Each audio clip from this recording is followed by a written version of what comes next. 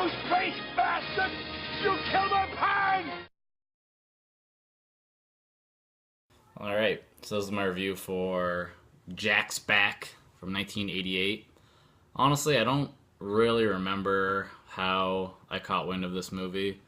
I think there was a list of underappreciated horror movies or something like that that were available on Netflix, and this was on there, so I just threw it on my Netflix queue, and since it's October, I like to watch a lot more horror movies than usual, so just threw it on there and just watched it the other day.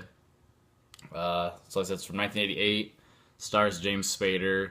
It's directed and written by a guy named Rowdy Harrington. He directed the Swayze classic Roadhouse a year after this, and he did a Bruce Willis movie a little bit later called Striking Distance. And didn't really do much else after that, but so yeah, Rowdy Harrington is the writer and the director, and it stars James Spader. It's kind of a I didn't even think about it. I didn't reread the plot summary or anything when I threw it on, but it's a little twist on Jack the Ripper, which is where the name comes from. So James Spader plays a character named John, and he is a doctor. I don't think he's a student. I think maybe he's just like doing his interning or apprenticeship, whatever, before he's like a full-fledged doctor. But he works at a free clinic helping people, and so somebody is going around recreating Jack the Ripper killings to the day, and similar victims. So he's pretty much just copycatting Jack the Ripper, and it's in L.A., and it's like a present time, so late 80s L.A. where this is happening. And James Spader character is a doctor, and he ends up getting involved with the last killing. So there, a bunch of the murders have already taken place, and it's about the time that the final victim is going to be killed. And it's not really like a twist. It ends up being a woman that was visiting the clinic, and James Spader's character goes to visit her because he actually knows her from his high school, I think, and then runs into the killer, and all this crazy stuff happens, and I don't know. There's some twists and some things that are mysterious about the plot, and I don't know, kind of feel bad spoiling it because I was surprised at first, but so his character gets killed. Spoiler, sorry, but it's towards the very beginning of the movie, so it's not that big of a spoiler. But then it turns out he has a twin brother, and I can't remember which one's which. That's John and Rick are the two twin brothers. And it was actually a pretty good twist because I was convinced slash confused at what was happening because they showed James Spader's first character, the doctor, getting in this big fight and killed, and then you see him wake up, and you're like, oh, whoa, what was a dream? I was like, oh, it's a dream, but it ended up being it was his twin brother that was dreaming about it. He kind of had a vision of his brother getting attacked and stuff. And so I think it's Rick. I could have the name switched around, but then so his twin brother is Rick, played again by James Spader. They have a little bit of differences. I think he has like a bit of a scar for the Rick character, and he's not a doctor or anything. He used to be in the military, and now he's just kind of like a manager at a shoe store.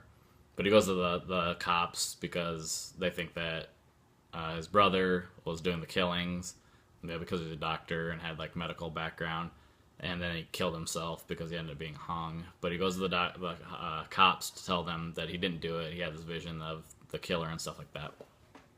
So that sets the rest of the movie off, and Rick's trying to figure out who killed his brother, because he doesn't want his brother to have that pinned on him that he's doing these killings and stuff like that. So it's kind of a thriller mystery, cat and mouse kind of thing. He's trying to do his own sleuth work and try to figure out who this person was that he saw in his vision.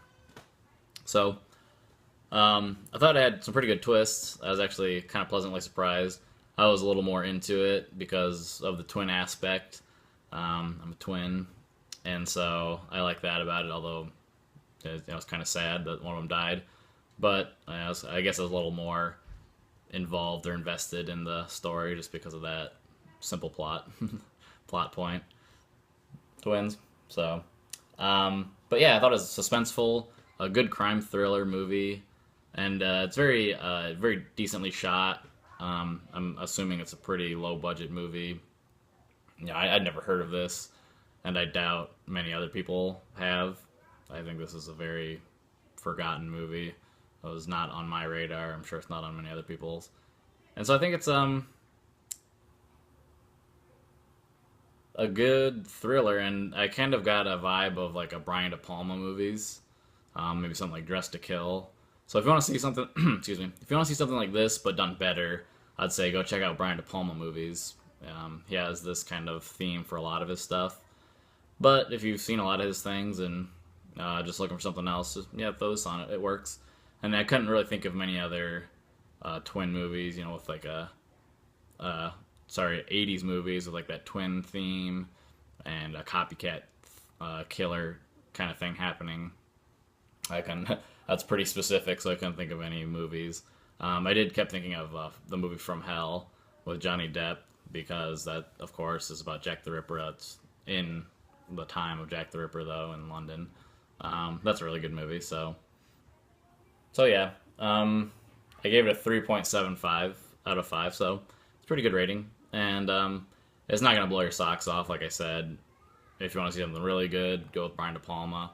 But if you're looking for a thriller, mystery type of thing, more of that than I'm pretty specific on what I label horror movies. I don't think this is a horror movie. I think it's just more of a thriller crime mystery movie. So yeah, I think I'll end that there. All right.